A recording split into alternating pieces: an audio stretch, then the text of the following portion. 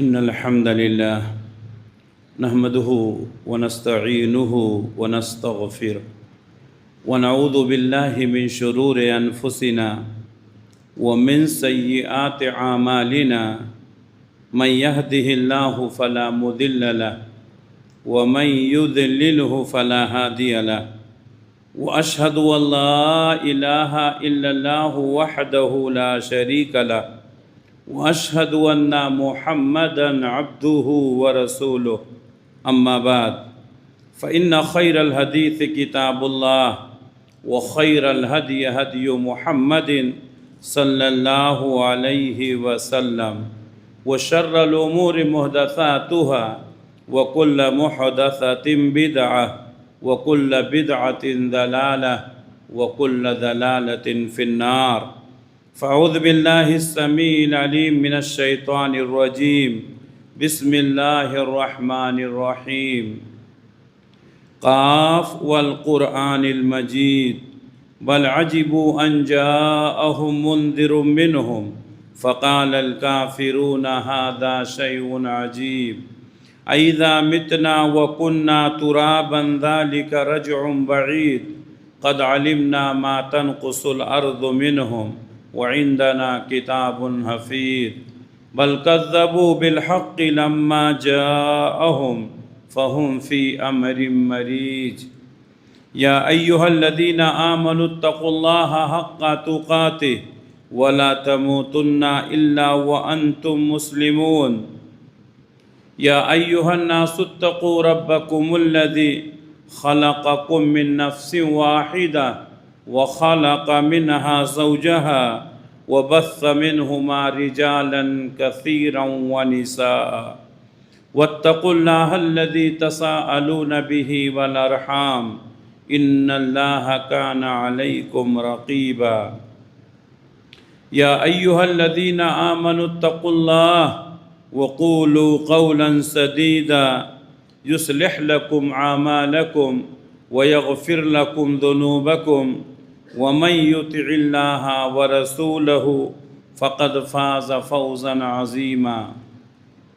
محترم حاضرین، ہر طرح کی تعریف اس اللہ رب العالمین کے لیے لائق اور زیبا جو سارے جہان کا اکیلا خالق ہے، مالک ہے، حاکم ہے، رازق ہے، جس کے ہاتھ میں پوری دنیا کی بادشاہت ہے اور جو اپنے عرش پر ہوتے ہوئے پوری کائنات کا نظام چلا رہا ہے۔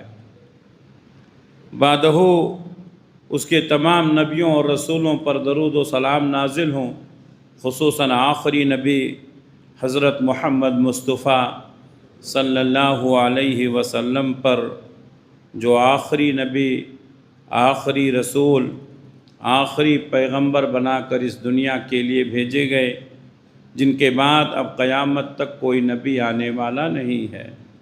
اللہم صلی علی محمد وعلی آل محمد کما صلیت علی ابراہیم وعلی آل ابراہیم انک حمید مجید۔ اللہم بارک علی محمد وعلی آل محمد کما بارکت علی ابراہیم وعلی آل ابراہیم انک حمید مجید۔ محترم حاضرین، ذی الحجہ کا مہینہ چل رہا ہے اور آج ہمارے یہاں ذی الحجہ کی 11 تاریخ ہے۔ کل ہم نے عید الاضحیٰ کی نماز ادا کی، حضرت ابراہیم علیہ السلام کی سنت کو ادا کیا۔ حجاج کرام لگ بھگ حج کے ارکان سے فارغ ہو چکے ہیں۔ اللہ سے دعا ہے کہ اللہ رب العالمین تمام حجاج کرام کی جان و مال کی اور عزت و آبرو کی حفاظت فرمائے، اور جن لوگوں نے کل قربانیاں دی ہیں آج بھی قربانی دیں گے اور آنے والے 2 دنوں تک قربانی دینے کا ارادہ رکھتے ہیں، اللہ سے دعا ہے کہ اللہ تعالیٰ ان کی قربانیوں کو قبول فرمائے۔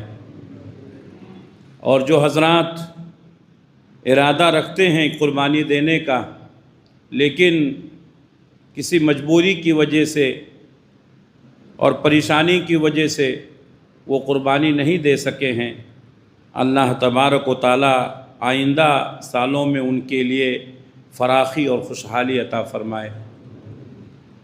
محترم حاضرین، ذی الحجہ کے ایام میں حضرت ابراہیم علیہ السلام کا تذکرہ بار بار ہوتا ہے، خطبات میں ہوتا ہے، دروس میں ہوتا ہے اور عیدگاہوں میں ہوتا ہے۔ حضرت ابراہیم علیہ السلام کی زندگی کی مختلف قربانیوں کے تذکرے کیے جاتے ہیں، حضرت ابراہیم علیہ السلام کی سیرت بیان کی جاتی ہے۔ یقیناً ان ایام سے حضرت ابراہیم علیہ السلام کی یادیں جڑی ہوئی ہیں۔ وہ ابراہیم جن کو اللہ تعالیٰ نے خلیل اللہ بنایا، وہ ابراہیم جن کی سنت کو اللہ تعالیٰ نے قیامت تک کے لیے زندہ رکھا، وہ ابراہیم جن کو ابو الانبیاء قرار دیا گیا، وہ ابراہیم جو ساتویں آسمان پر اللہ سے سب سے زیادہ قریب ہیں، وہ ابراہیم جن کے بعد جتنے نبی پیدا ہوئے سب انہی کی نسل میں پیدا ہوئے۔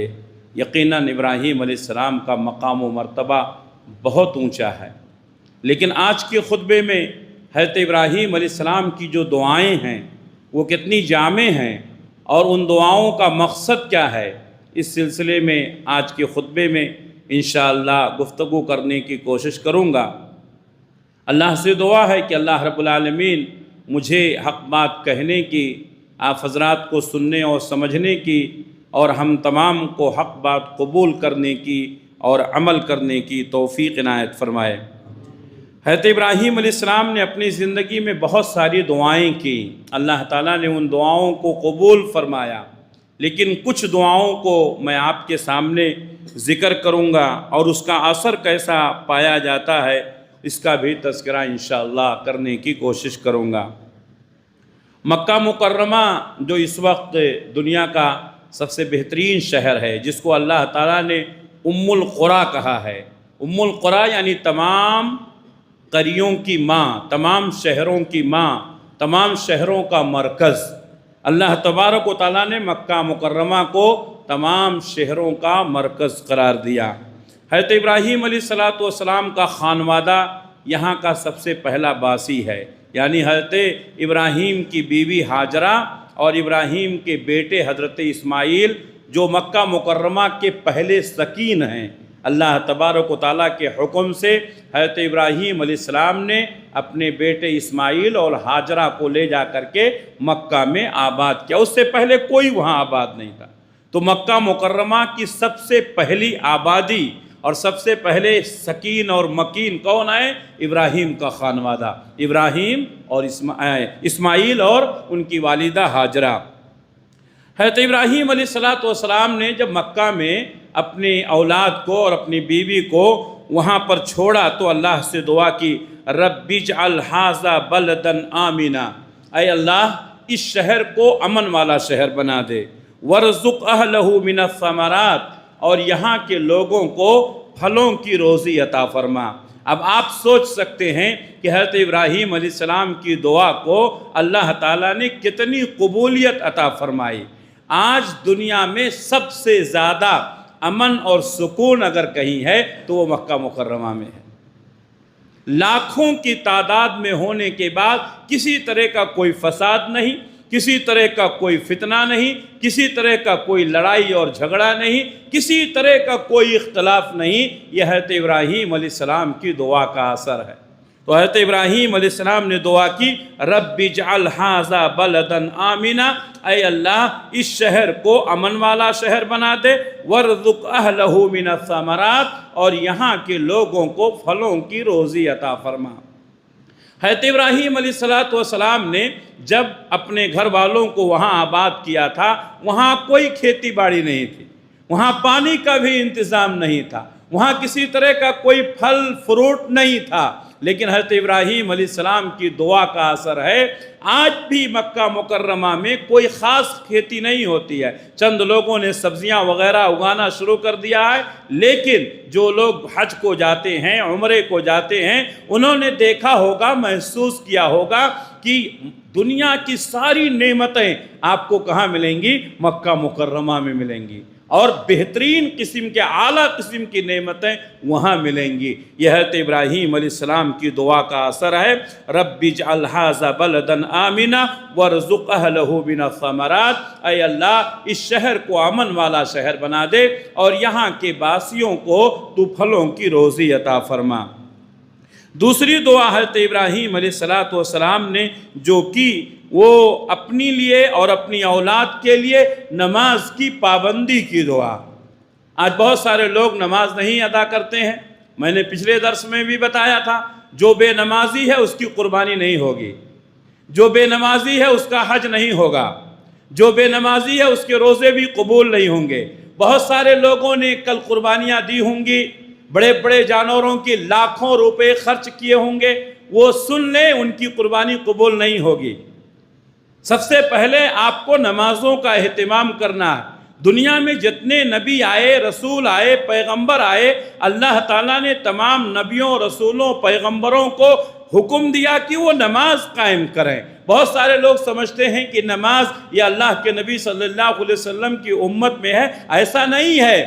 آپ سے پہلے جو نبی آئے ان نبیوں کو اور ان کی امتوں کو بھی اللہ تعالیٰ نے نماز کا حکم دیا تھا۔ اس کی کیفیتیں الگ الگ تھیں، رکعتیں الگ الگ تھیں اور اس کے اوقات الگ الگ تھے، لیکن نمازیں ہر امت میں موجود تھیں۔ حضرت ابراہیم علیہ السلام نے اپنے لیے اور اپنی اولاد کے لیے نماز کی پابندی کی دعا فرمائی، رب اجعلنی مقیم الصلاۃ، اے اللہ مجھے نماز قائم کرنے والا بنا، وَمِن ذُرِّيَّتِي، اور اے اللہ میری اولاد کو بھی نماز قائم کرنے والا بنا، ربنا وتقبل دعا، اے اللہ ہماری دعا کو قبول فرما لے۔ آج ہمارا حال یہ ہے کہ ہم خود بھی نمازوں کا اہتمام نہیں کرتے ہیں اور اپنی اولاد کو بھی نماز کی تعلیم نہیں دیتے ہیں۔ پیارے نبی نے بھی یہی بات فرمائی کہ جب تمہارے بچے 7 سال کے ہو جائیں ان کو نماز کا حکم دو، اور جب 10 سال کے ہو جائیں اور نماز کی پابندی نہ کریں تو ان کو مارو، ان کو سزا دو۔ وَأْمُرْ أَهْلَكَ بِالصَّلَاةِ، اپنے بچوں کو، اپنے اہل و عیال کو نماز کا حکم دو۔ اللہ کے نبی صلی اللہ علیہ وسلم نے بھی یہی حکم دیا، اللہ نے بھی یہی حکم دیا۔ اور 7 سال کے بعد 10 سال تک ان کی تربیت ہوتی رہے گی، اور 10 سال کے ہونے کے بعد بھی نماز کی پابندی نہیں کرتے ہیں تو ان کو مارو، ان کو سزا دو۔ لیکن آج ہمارا حال یہ ہے کہ لوگ خود بھی نمازوں کا اہتمام نہیں کرتے ہیں، اپنی اولاد کو بھی نماز کی تعلیم نہیں دیتے ہیں۔ حضرت ابراہیم علیہ السلام نے دعا کی، اے اللہ مجھے بھی نماز قائم کرنے والا بنا، میری اولاد کو بھی نماز قائم کرنے والا بنا۔ اس دعا کا اثر یہ ہوا کہ اللہ تبارک و تعالیٰ نے حضرت ابراہیم علیہ السلام کی اولاد میں نبیوں، رسولوں اور پیغمبروں کو پیدا کیا۔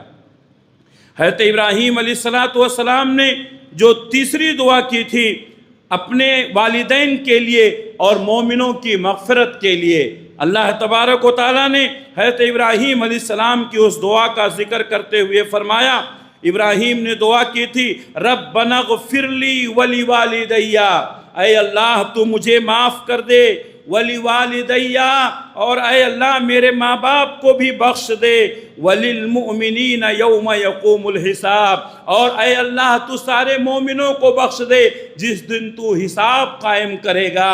اس آیت میں حضرت ابراہیم علیہ السلام نے اپنے لیے دعا کی، اپنی اولاد کے لیے دعا کی، تمام مومنوں کے لیے دعا کی۔ اللہ کے نبی صلی اللہ علیہ وسلم فرماتے ہیں کہ جب تم دعا کرو تو اپنے لیے محدود نہ کرو، اللہ تبارک و تعالیٰ یقیناً تمہاری دعاؤں کو سننے والا ہے۔ جہاں ہم اپنے لیے دعا کرتے ہیں اپنے والدین کے لیے کریں۔ بہت سارے لوگ ہیں ہمارے درمیان جن کے والدین انتقال کر چکے ہیں، مرحوم ہو چکے ہیں، ہم اپنے لیے دعا کریں، اپنی والدین کے لیے بھی دعا کریں، اے اللہ ہمیں بھی معاف فرما دے، ہمارے والدین کو بھی معاف فرما دے۔ اگر ہم اپنے والدین کے لیے دعا کریں گے ہمارے آنے والی اولاد ہمارے لیے بھی دعا کرے گی۔ اگر آپ اپنے والدین کے لیے دعا نہیں کریں گے تو آپ اپنی اولاد سے دعا کی امید نہ رکھیں۔ حضرت ابراہیم علیہ السلام نے کیا دعا کی؟ اے اللہ ہمیں معاف فرما دے، ربنا اغفر لی، اے ہمارے رب ہم کو بخش دے، ولی والدیہ، اور میرے والدین کو بھی بخش دے، وللمؤمنین، اور اے اللہ مومنوں کو بھی معاف فرما دے، یوم یقوم الحساب، جس دن تو حساب قائم کرے گا۔ اسی طریقے سے حضرت ابراہیم علیہ السلام کی چوتھی دعا ہے نیک اولاد کی دعا۔ آج بہت سارے لوگ شادی بیاہ کے بعد اولاد کی تمنا تو کرتے ہیں اور کرنی چاہیے، اولاد دنیا کی ایک عظیم نعمت ہے۔ وہ لوگ جو اولاد سے محروم ہیں وہ کتنا بھی ترقی کر جائیں ان کی زندگی میں اندھیرا رہتا ہے۔ آپ نے بہت کمایا، آپ نے بہت بنایا، کمپنی کارخانے بنائے، بلڈنگیں بنائیں، لیکن آپ کے سامنے آپ کی اولاد نہیں ہے، کروڑوں کی اربوں کی جائیداد بنائے، آپ کے سامنے آپ کی اولاد نہیں ہے، آدمی فکر مند ہوتا ہے کہ میری یہ جائیداد کس کو منتقل ہوگی۔ پوری زندگی جو جائیداد بنایا تھا، پوری زندگی جو پراپرٹی بنائی تھی، اس کے مرنے سے پہلے ہی اس کے زندگی کے آخری دنوں میں اس کے سامنے بڑے مسائل کھڑے ہوتے ہیں۔ میرے بھائیوں، اولاد یہ اللہ کی بڑی نعمت ہے، اس لیے ہر شخص اولاد کی تمنا کرتا ہے، لیکن اولاد کی تمنا کرنا کافی نہیں ہے۔ کتنے لوگ ایسے ہیں جو اپنی اولاد سے پریشان ہیں، اپنی اولاد سے وہ ہمیشہ پریشان رہتے ہیں، اور کتنے لوگ ہیں جو اپنی اولاد کے لیے بد دعا بھی کرتے ہیں۔ میرے بھائیوں، اولاد ہونا کافی نہیں ہے، نیک اولاد کی دعا کیجئے۔ حضرت ابراہیم علیہ السلام نے نہ صرف اولاد کی دعا کی بلکہ نیک اولاد کی دعا کی۔ اللہ نے فرمایا ربی حب لی من الصالحین، اے اللہ مجھے صالح اولاد عطا فرما۔ حضرت ابراہیم علیہ السلام کی اس دعا کا اثر ہوا کہ اللہ تعالیٰ نے ان کو دو اولاد عطا فرمائی، ایک اسماعیل اور ایک اسحاق، اور دونوں کو اللہ تبارک و تعالیٰ نے نبی بنایا۔ اللہ ہماری دعاؤں میں اثر کرے گا اگر ہم سچے دل سے دعا کریں گے۔ حضرت ابراہیم علیہ السلام نے نہ صرف اولاد کی دعا کی بلکہ صالح اولاد کی دعا کی، اور ایسی صالح اولاد اللہ نے دی۔ میرے بھائیوں، پوری دنیا ان کی مثال بیان کرتی ہے۔ کل جو ہم نے قربانی پیش کیا، آج پیش کریں گے، آنے والے کلوں میں پیش کریں گے، یہ اسی اسماعیل کی، اسی نیک اولاد کی یادگار ہے۔ حضرت ابراہیم علیہ السلام نے جب اپنی اولاد سے کہا یا بنی انی ارا فی المنام انی اذبحک فانظر ماذا تری، اے میرے بیٹے میں نے خواب میں دیکھا ہے کہ میں تم کو ذبح کر رہا ہوں، فانظر ماذا تری، سوچو تمہاری رائے کیا ہے۔ قال یا ابت افعل تؤمر ستجدنی انشاءاللہ من الصابرین، تو کہا اے ابو جان آپ کیجئے، انشاءاللہ آپ مجھے صبر کرنے والا پائیں گے۔ آج آپ اپنی اولاد سے یہ امید رکھتے ہیں، آج اپنی اولاد سے آپ یہ امید رکھتے ہیں؟ میرے بھائیو، صالح اولاد کی دعا کیجئے جو باپ کی امتحان کی کامیابی میں اپنا نیک رول ادا کرے۔ حضرت اسماعیل علیہ السلام نے باپ کا خواب سنا، باپ کی پکار سنی، ذبح ہونے کے لیے تیار ہو گئے۔ یہ حضرت ابراہیم علیہ السلام کی دعا کا اثر تھا، یہ حضرت ہاجرہ کی تربیت کا اثر تھا، یہ فیضان ادب تھا یا مکتب کی کرامت تھی، سکھائی کس نے اسماعیل کو آداب فرزندی۔ میرے بھائیوں، نیک اولاد کی دعا کرو اور اپنی اولاد کو ہمیشہ نیکیوں میں شامل رکھو۔ حضرت ابراہیم علیہ السلام نے جو بھی نیک کام کیا اپنی اولاد کو اپنے ساتھ میں رکھا۔ آج بہت سارے لوگ نیکی کا کام کرتے ہیں لیکن اپنی اولاد کو اپنی نیکیوں میں شامل نہیں کرتے ہیں۔ اللہ تبارک و تعالیٰ نے ایسے لوگوں کے متعلق فرمایا فَخَلَفَ مِن بَعْدِهِمْ خَلَفٌ أَضَاعُوا الصَّلَاةَ وَاتَّبَعُوا الشَّهَوَاتِ، وہ نیک لوگ تھے جو گزر گئے، ان کی اولاد جو آئی وہ ناخلف تھی، انہوں نے نمازوں کو ضائع کر دیا، شہوات کے پیچھے پڑ گئے۔ ایک باپ کی ذمہ داری ہے کہ اپنی نیکی میں اپنی اولاد کو شامل کرے۔ حضرت ابراہیم علیہ السلام نے کعبۃ اللہ کی تعمیر کی، اللہ کے حکم سے اپنے بیٹے کو اپنے ساتھ میں رکھا، کعبۃ اللہ کی دیواروں کو بلند کر رہے ہیں، باپ اور بیٹے دونوں مل کر کے کعبۃ اللہ کی تعمیر کر رہے ہیں اور دونوں دعا کر رہے ہیں ربنا تقبل منا انک انت السمیع العلیم۔ کتنا اخلاص رہا ہوگا باپ اور بیٹے کے لیے، کتنا اخلاص ہو رہا ہوگا ان کے دلوں میں۔ اللہ تبارک و تعالیٰ نے ان کی تعمیر کی ہوئی مسجد کو قیامت تک کے آنے والے مسلمانوں کے لیے قبلہ قرار دیا۔ آج کروڑوں نہیں بلکہ اربوں کی تعداد میں مسلمان کعبۃ اللہ کی طرف رخ کر کے نماز پڑھتے ہیں اور والہانہ محبت کرتے ہیں۔ میرے بھائیوں، حضرت ابراہیم علیہ السلام نے اللہ سے دعا کی، ربی حبلی من الصالحین، اے اللہ مجھے صالح اولاد عطا فرما۔ تو جب بھی آپ اپنے لیے دعا کریں، اپنی اولاد کے لیے دعا کریں، نیک اولاد کے لیے دعا کریں۔ آپ مسجد آتے ہیں، اپنی اولاد کو لے کر کے آئیں۔ آپ نیک مجلسوں میں جاتے ہیں، اپنی اولاد کو لے کر کے جائیں۔ جہاں بھی آپ نیکی کا کام کرنے کے لیے جاتے ہیں، اپنی اولاد کو اپنے ساتھ شامل رکھیں۔ حضرت ابراہیم علیہ السلام نے 5ویں دعا کی، بت پرستی سے بچنے کی دعا۔ حضرت ابراہیم علیہ السلام کے زمانے میں بت پرستی عام تھی، بلکہ میں یہ کہوں عام نہیں، حضرت ابراہیم علیہ السلام کا گھر بت کدا تھا۔ ابراہیم کے والد، ابراہیم کا باپ یہ بتوں کو بناتا تھا، بتوں کو بیچتا تھا، بتوں کی کمائی کھاتا تھا، بتوں کی عبادت کرتا تھا۔ ایسے ماحول میں حضرت ابراہیم علیہ السلام نے آنکھیں کھولی۔ اور میں قبل اس کے کی بات آگے بڑھا دوں، میں یہ بتا دوں، بت پرستی اور قبر پرستی دونوں ایک ہے۔ بت پرستی اور قبر پرستی دونوں ایک ہے، دونوں میں کوئی فرق نہیں ہے۔ بت پرستی میں بتوں کی پوجا ہوتی ہے اور قبر پرستی میں قبروں کی پوجا ہوتی ہے۔ بت پرستی میں ایک اسٹیچو کی پوجا ہوتی ہے اور قبر پرستی میں ایک انسان کی پوجا ہوتی ہے۔ اور ہمیں معلوم پڑا ہے کہ بہت سارے قبروں میں انسان کے علاوہ جانور دفن کیے گئے ہیں اور ان جانوروں کی بھی پوجا ہوتی ہے۔ بہت سارے مسلمان قبر پرستی میں مبتلا ہو کر کے اپنے آپ کو مسلمان سمجھتے ہیں، وہ سن لیں، وہ مسلمان نہیں ہیں، ان کا اسلام سے کوئی تعلق نہیں ہے، اس لیے کہ قبر پرستی اور بت پرستی دونوں برابر ہے۔ اور اللہ کے حقوق میں کسی کو شامل کرنا شرک ہے، اور مشرک کے لیے اللہ نے جنت کو حرام قرار دیا ہے۔ انہ من یشرک باللہ فقد حرم اللہ علیہ الجنہ ومأواہ النار، جو شخص اللہ کے ساتھ شرک کرے گا اللہ نے اس کے لیے جنت کو حرام قرار دیا ہے، اس کا ٹھکانہ جہنم ہے۔ اگر ہماری مسجد میں کوئی شخص بیٹھا ہے یا کوئی عورت بیٹھی ہے یا کوئی لڑکی یا کوئی نوجوان بیٹھا ہے جو اس سے پہلے شرک میں مبتلا تھا، مزاروں پر جاتا تھا، قبروں پر جاتا تھا اور وہاں جا کر کے شرکیہ کام کرتا تھا، میرے بھائیوں، میری ماں اور بہنوں، اللہ سے توبہ کر لو۔ یقیناً اللہ تعالیٰ گناہوں کو معاف کرنے والا ہے، اور آج سے یہ وعدہ کر لو کہ ہم شرک کے قریب نہیں جائیں گے۔ حضرت ابراہیم علیہ السلام کے زندگی کے جو پیغام ہے اس میں سب سے بڑا پیغام توحید کا پیغام ہے۔ حضرت ابراہیم علیہ السلام نے توحید کے لیے کتنی قربانیاں دیں آپ سوچ سکتے ہیں۔ تو حضرت ابراہیم علیہ السلام نے جو 5ویں دعا کی تھی وہ کس چیز کی؟ بت پرستی سے بچنے کی دعا۔ حضرت ابراہیم علیہ السلام نے دعا کی، رب جنبنی و بنی ان نعبد الاصنام، اے اللہ تو مجھے بھی اور میری اولاد کو بت پرستی سے بچا لے، بت پرستی سے بچا لے۔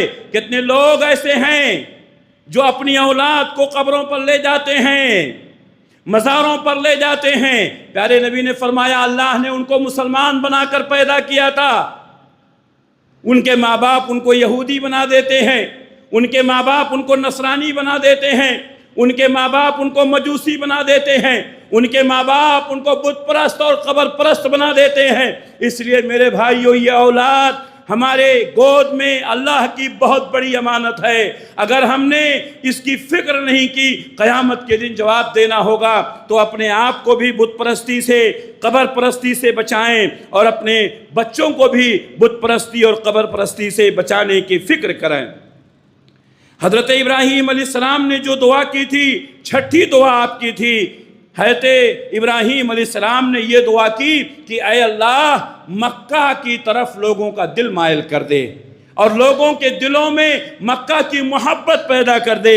حضرت ابراہیم علیہ السلام نے دعا کی، فَاجْعَلْ أَفْئِدَةً مِّنَ النَّاسِ تہوی الیہم، اے اللہ لوگوں کے دلوں میں مکہ کی محبت پیدا کر دے اور ان کے دلوں کو مکہ کی طرف مائل کر دے۔ کون مسلمان ہوگا جس کے دل میں مکہ جانے کی تمنا نہیں ہوگی؟ کون سا مسلمان ہوگا جس کو کعبۃ اللہ میں حاضری دینے کی خواہش نہیں ہوگی؟ میرے بھائیوں، یہ حضرت ابراہیم علیہ السلام کی دعا کا اثر ہے۔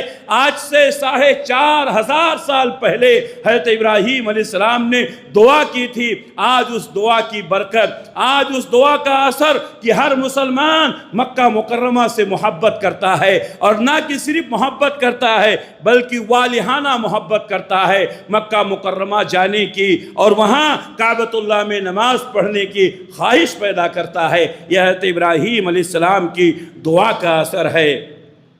حضرت ابراہیم علیہ السلام نے 7ویں دعا جو کی، علم و حکمت کی دعا، اے اللہ مجھے علم و حکمت عطا فرما اور نیک لوگوں میں شامل فرما، اور میرے آنے کے بعد میرا نام نیک نامی کے ساتھ زندہ رکھنا۔ اللہ اکبر۔ میرے بھائیوں، ہم نے جب سے آنکھیں کھولی ہیں، علمی ماحول میں رہے ہیں، مدرسے میں، اسکولوں میں، جامعات میں، اور جب سے مسجدوں سے جڑے ہیں ہمیشہ علمی ماحول میں رہے ہیں، لیکن کبھی کبھی علم کا وہ شوشہ نگاہوں کے سامنے آتا ہے جو اس سے پہلے ہمارے نگاہوں سے اوجھل تھا۔ آج میں نے جب اس آیت کو پڑھا تو ایک عجیب کیفیت معلوم ہوئی۔ حضرت ابراہیم علیہ السلام نے جو دعا کی، ربی حبلی حکمن، اے اللہ تعالیٰ مجھے علم و حکمت عطا فرما، وَأَلْحِقْنِي بالصالحین، اور اے اللہ نیک لوگوں میں مجھے شامل فرما، اور اسی سے ملی جلی دعا وَاجْعَلْ لِي لِسَانَ صِدْقٍ فِي الْآخِرِينَ، اور اے اللہ آنے والوں میں میرے نیک نامی کو زندہ رکھنا۔ اللہ اکبر۔ یہ شوشہ آج مجھے سمجھ میں آیا، اے اللہ آنے والے لوگوں میں میری نیک نامی کو زندہ رکھنا۔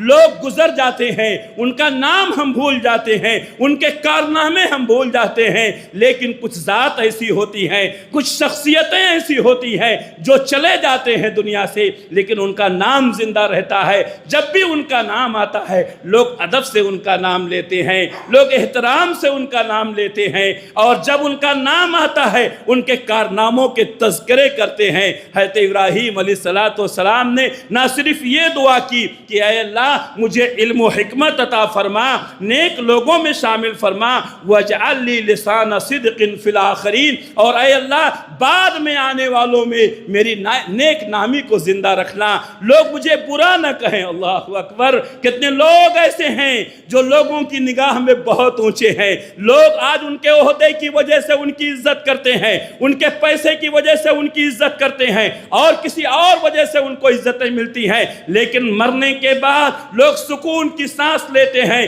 کہ انسان مر گیا، زمین ایک ناکارہ انسان سے خالی ہوئی۔ میرے بھائیوں، مرنے کے بعد آپ کو لوگ نیکی کے لیے یاد کریں، اس سے بڑی خوشی اور کیا ہو سکتی ہے۔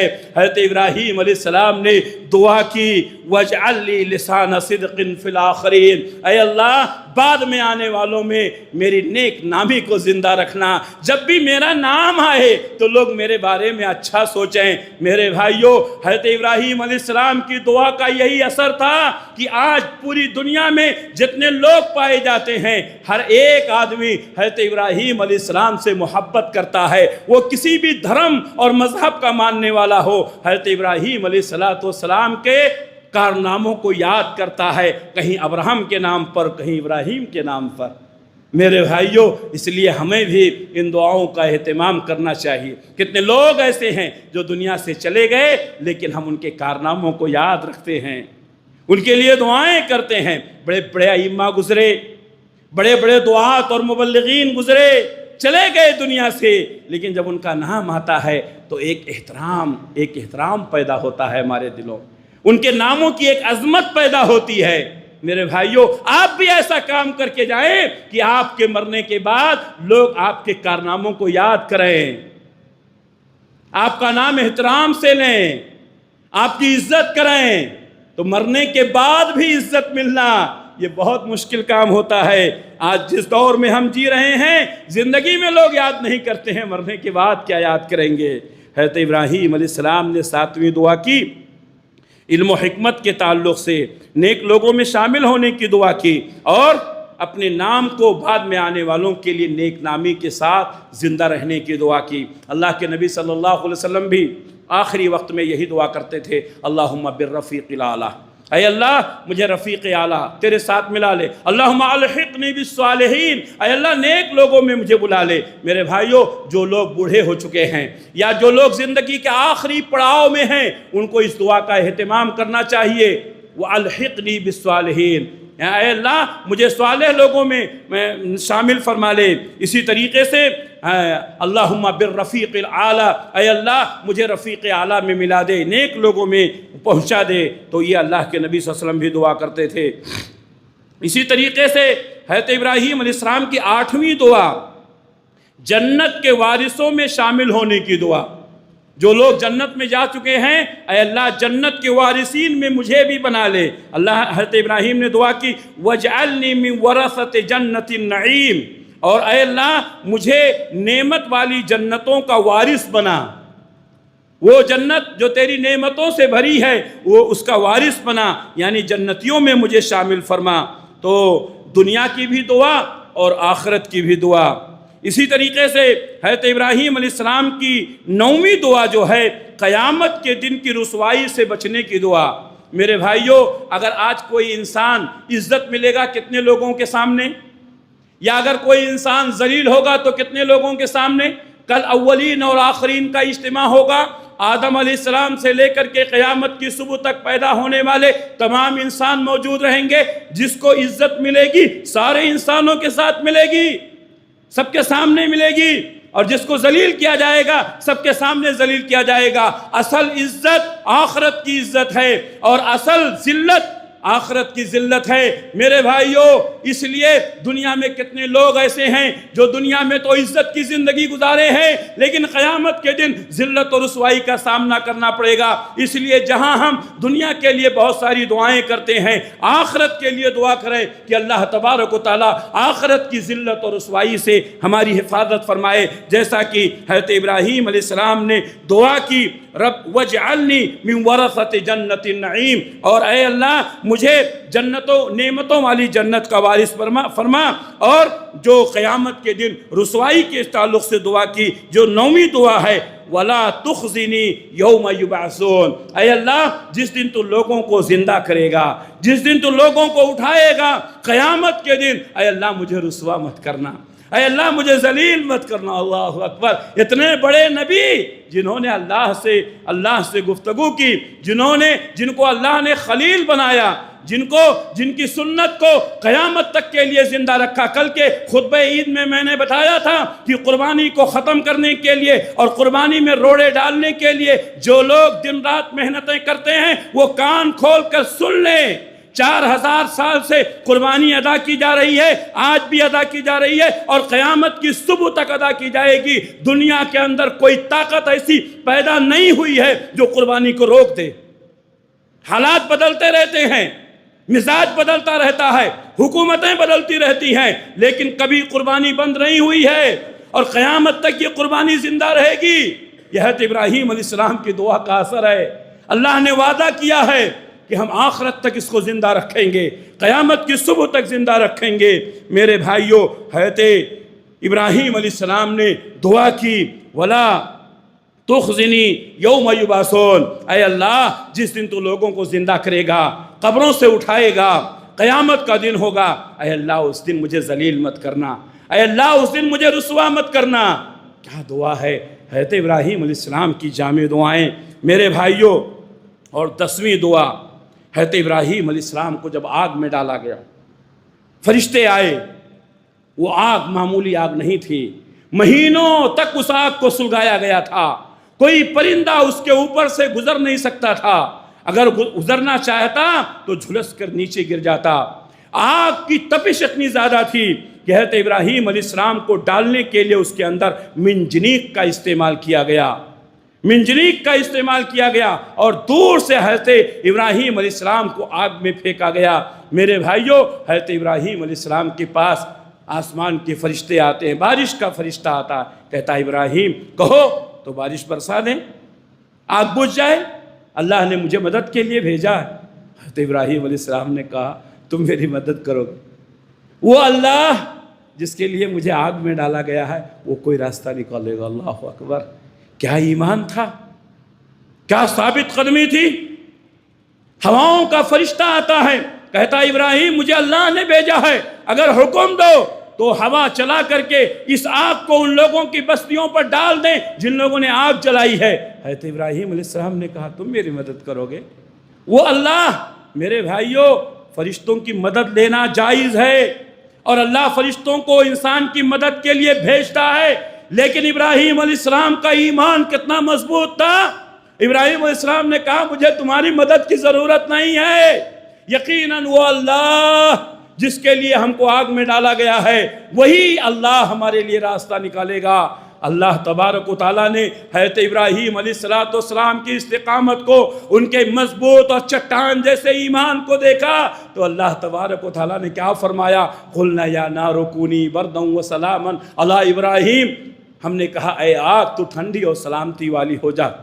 حضرت ابراہیم علیہ السلام پر نار نمرود میں ڈالے گئے، جس وقت خلیل پھول بن بن کے شراروں نے قدم چوم لیا۔ صحیح بخاری کی حدیث ہے، عبداللہ ابن عباس رضی اللہ تعالیٰ عنہ کہتے ہیں حسبنا اللہ ونعم الوکیل قالہا ابراہیم حین القی فی النار وقالہا محمد رسول اللہ صلی اللہ علیہ وسلم حین قیل ان الناس قد جمعوا فاخشوهم قال حسبنا اللہ ونعم الوکیل۔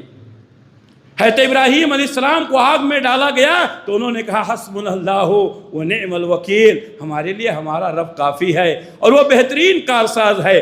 جب لوگ نبی کے پاس آئے اور کہا دار الندوہ میں میٹنگ چل رہی ہے، آپ کو قتل کرنے کا پلان بنایا جا رہا ہے، اللہ کے نبی نے فرمایا حسبنا اللہ ونعم الوکیل۔ میرے بھائیوں، ابراہیم نے اللہ کو یاد کیا، اللہ نے آگ کو گلزار بنا دیا۔ نبی نے اللہ کو یاد کیا۔ پڑھیے حدیث، اللہ کے نبی صلی اللہ علیہ وسلم لوگوں کے سامنے سے گزر رہے ہیں، اللہ تعالیٰ نے لوگوں کی آنکھوں پر پٹی ڈال دیا، دیکھ نہیں سکے، وہ گزر گئے۔ میرے بھائیوں، دعاؤں میں اثر کب ہوگی؟ جب اخلاص کے ساتھ دعا کی جائے گی۔ ہم حسبنا اللہ ونعم الوکیل کتنا پڑھتے ہیں؟ ہمارے پڑھنے میں ابراہیم کے پڑھنے میں بہت فرق ہے۔ دل سے جو دعا نکلتی ہے اس میں اثر ہوتی ہے، دل سے جو دعا نکلتی ہے اثر رکھتی ہے، پر نہیں طاقت پرواز مگر رکھتی ہے۔ میرے بھائیوں، اپنی دعاؤں میں اثر پیدا کرو۔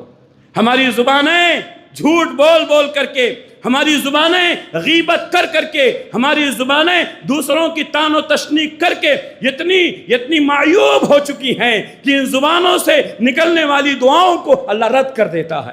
میرے بھائیوں، اپنی زبانوں کو سچی زبان بناؤ، اپنے دلوں کو پاک کرو، اپنے ذہن و دماغ کو پاک کرو، پھر دیکھو تمہارے ہاتھ اٹھیں گے آسمان کی طرف، اللہ تبارک و تعالیٰ تمہاری دعاؤں کو قبول کرے گا۔ میرے بھائیوں، حضرت ابراہیم علیہ السلام کی ان دعاؤں سے ہمیں یہ سبق ملتی ہے۔ اور بھی بہت ساری دعائیں ہیں، لیکن میں نے آج کے جمعہ کے خطبے کے لیے ان 10 دعاؤں کا ذکر کیا ہے۔ اللہ سے دعا ہے کہ اللہ رب العالمین ہم تمام لوگوں کو حضرت ابراہیم علیہ السلام کی ان دعاؤں کو سمجھنے کی، اس کا مفہوم سمجھنے کی اور ان دعاؤں کو اپنی زندگیوں میں شامل کرنے کی اللہ ہم سب کو توفیق عطا فرمائے۔ اللہ ہماری نمازوں کو قبول فرمائے، ہماری قربانیوں کو قبول فرمائے، ہمارے دلوں میں اخلاص پیدا فرمائے، ریاکاری سے، دکھاوے سے، غیبت سے، چغلی سے، بغض سے، حسد سے، کینہ اور کپٹ سے اللہ تعالی ہماری حفاظت فرمائے، ہمارے بچوں کی حفاظت فرمائے،